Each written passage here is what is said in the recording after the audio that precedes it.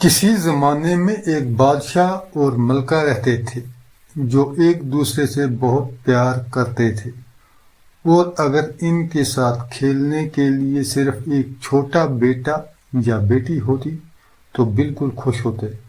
انہوں نے اس کے بارے میں کبھی بات نہیں کی اور ہمیشہ یہ بہانہ کیا کہ دنیا میں خواہش کرنے کے لیے کچھ نہیں ہے، لیکن بعض اوقات جب وہ دوسرے لوگوں کے بچوں کی طرف دیکھتے تو ان کے چہرے اداس ہو جاتے، اور ان کے درباری اور حاضرین اس کی وجہ جانتے تھے۔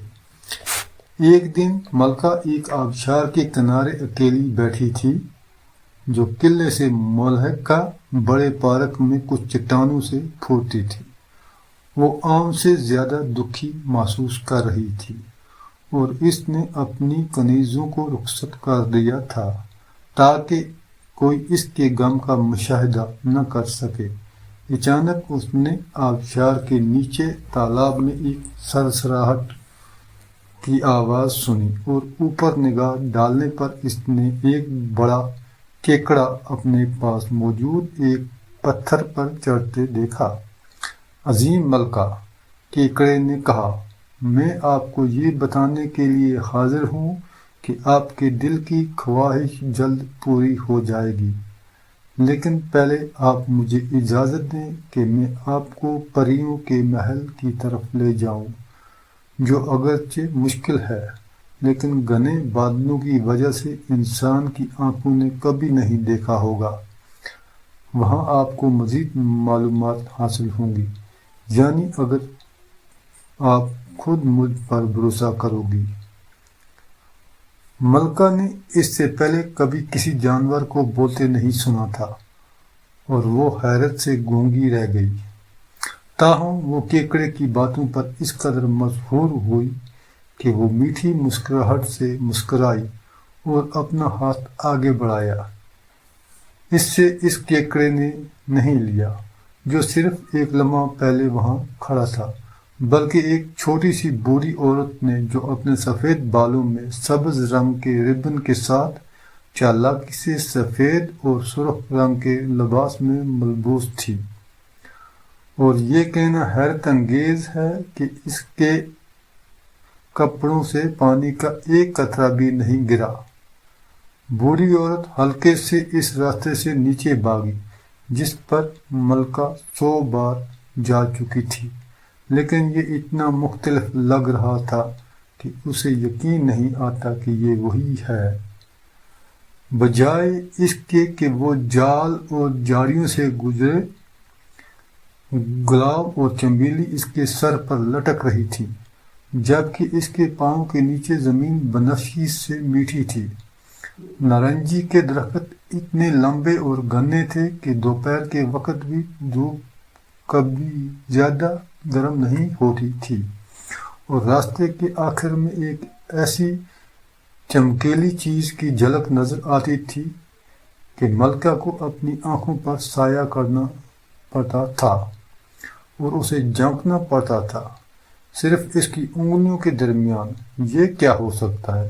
اس نے اپنے گائیڈ کی طرف متوجہ ہوتے ہوئے پوچھا، جس نے جواب دیا، اوہ، یہ پریوں کا محل ہے اور یہاں ان سے کچھ ہم سے ملنے آ رہے ہیں۔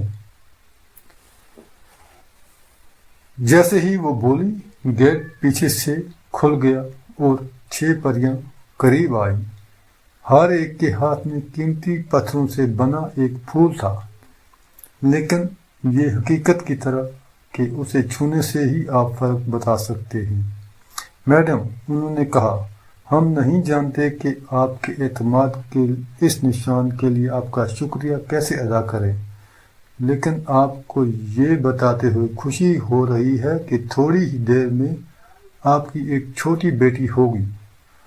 ملکہ اس خبر پر اس قدر مسحور ہوئی کہ وہ خوشی سے بے ہوش ہو گئی، لیکن جب وہ بولنے کے قابل ہوئی تو اس نے پریوں سے ان کے تحفے کے لیے شکریہ ادا کیا، اور اب اس نے کہا، مجھے مزید نہیں ٹھہرنا چاہیے کیونکہ میرا شوہر سوچے گا کہ میں بھاگ گئی ہوں یا کوئی شریر درندہ مجھے کھا گیا ہے۔ تھوڑی وقت کے بعد وہی ہوا جیسا کہ پریوں نے بتایا تھا، اور محل میں ایک بچی کی پیدائش ہوئی۔ یقیناً بادشاہ اور ملکہ دونوں خوش ہوئے اور بچے کو ڈیزائری کہا گیا۔ اس کا مطلب ہے مطلوبہ، کیونکہ وہ اپنی پیدائش سے 5 سال پہلے مطلوبہ تھی۔ پہلے تو ملکہ اپنے نئے کھیل کے سوا کچھ سوچ نہیں سکتی تھی، لیکن پھر اسے وہ پریاں یاد آ گئیں جنہوں نے اسے اس کے پاس بھیجا تھا۔ اس کی کنیزیں بولیں کہ وہ جواہرات کے پھولوں کا پوز لے آئے جو اسے پریوں کے محل میں دیا گیا تھا۔ اس نے ہر ایک پھول کو اپنے ہاتھ میں لیا اور اسے نام سے پکارا، اور اس کے نتیجے میں ہر پری اس کے سامنے پیش ہوئی، لیکن جیسا کہ بدقسمتی سے اکثر ہوتا ہے، جس کی وہ سب سے زیادہ مقروض تھی یعنی کیکڑ کی پری بھول گئی، جس کی وجہ سے بہت زیادہ فساد برپا ہوا۔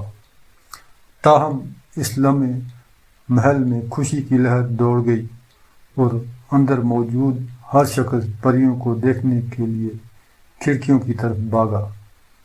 ان کے پاس آبنوس کی ایک گاڑی تھی۔